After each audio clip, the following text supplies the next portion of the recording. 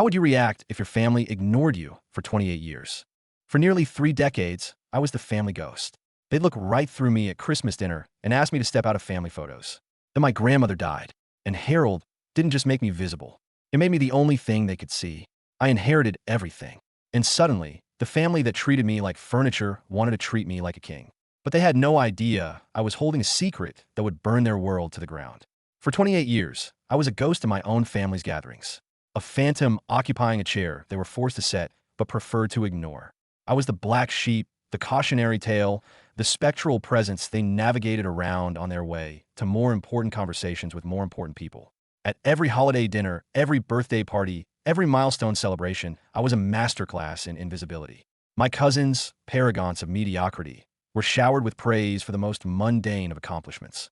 Theo's promotion to a junior associate at a mid-tier law firm was cause for a champagne toast. Ava's acceptance into a state-level political internship warranted a gushing multi-paragraph announcement in the family's annual Christmas letter. Meanwhile, I could have single-handedly brokered world peace, and my mother would still have leaned over to Aunt Veronica and whispered, "I do wish he'd get a real job." My Aunt Veronica was a particular artist of the snub. She had perfected the ability to physically step around my body to embrace the person standing directly behind me. A maneuver of such calculated dismissal, it was almost impressive. My Uncle Randall, a man whose pride in his children was his entire personality, would hold court at dinner parties, introducing his progeny to anyone who would listen. "This is my brilliant nephew, Theo, already making waves as a doctor. And this is my beautiful daughter, Ava, a future powerhouse lawyer." He would boom, his chest puffed out like a proud peacock.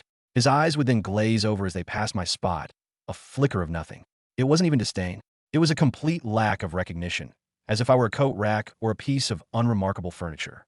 This would happen while I was standing right beside him, often holding an expensive bottle of wine.